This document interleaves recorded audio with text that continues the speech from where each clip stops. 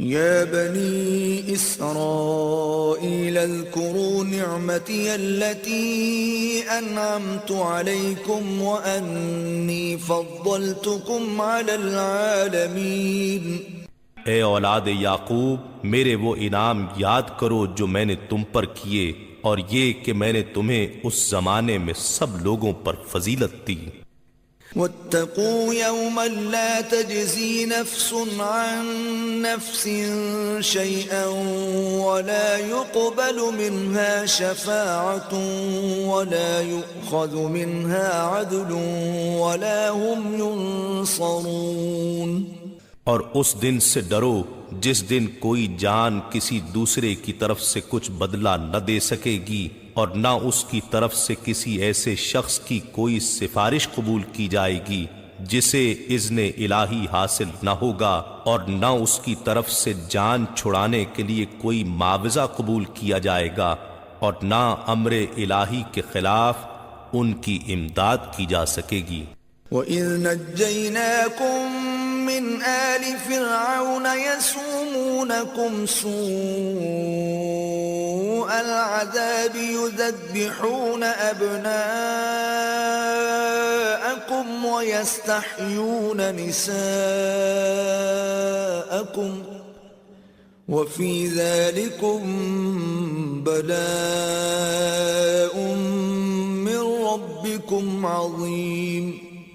اور وہ وقت بھی یاد کرو جب ہم نے تمہیں قوم فرعون سے نجات بخشی جو تمہیں انتہائی سخت عذاب دیتے تھے، تمہارے بیٹوں کو ذبح کرتے اور تمہاری بیٹیوں کو زندہ رکھتے تھے، اور اس میں تمہارے پروردگار کی طرف سے بڑی کڑی آزمائش تھی. وَإِذْ فَرَقْنَا بِكُمُ الْبَحْرَ فَأَنْجَيْنَاكُمْ وَأَغْرَقْنَا آلَ فِرْعَوْنَ وَأَنْتُمْ تَنْظُرُونَ.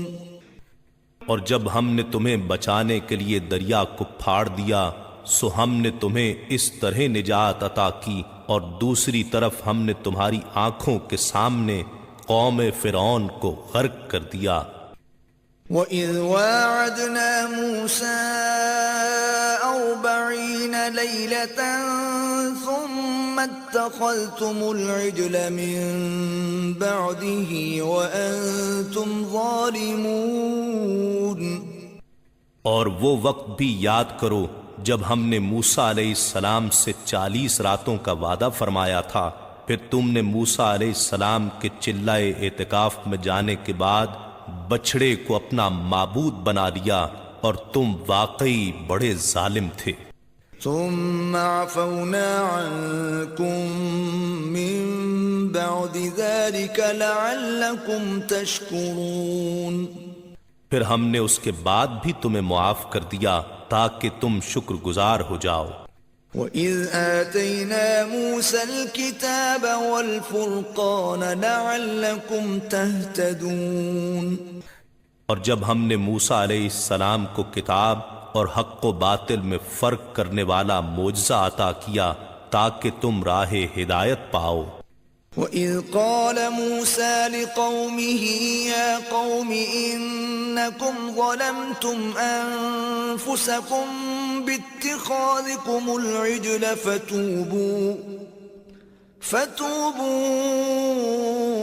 إِلَى بَارِئِكُمْ فَاقْتُلُوا أَنفُسَكُمْ ذَلِكُمْ خَيْرٌ لَكُمْ عِندَ بَارِئِكُمْ فَتَابَ عَلَيْكُمْ إِنَّهُ هُوَ التَّوَّابُ الرَّحِيمُ.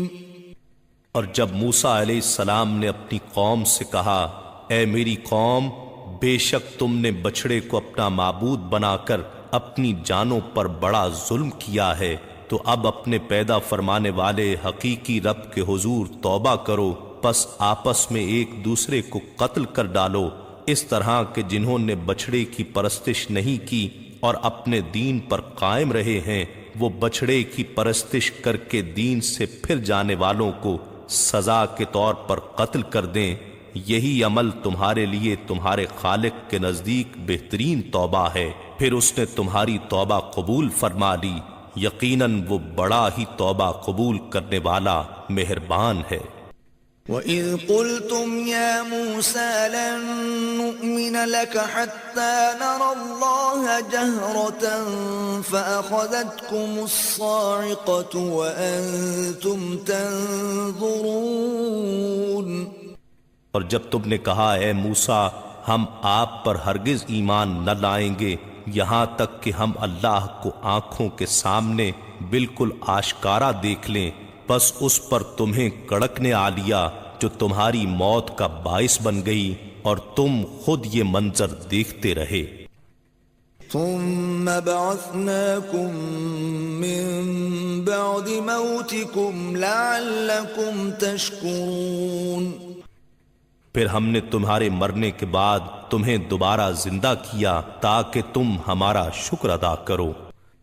وَظَلَّلْنَا عَلَيْكُمُ الْغَمَامَ وَأَنزَلْنَا عَلَيْكُمُ الْمَنَّ وَالسَّلْوَىٰ كُلُوا مِن طَيِّبَاتِ مَا رَزَقْنَاكُمْ وَمَا ظَلَمُونَا وَلَكِن كَانُوا أَنفُسَهُمْ يَظْلِمُونَ۔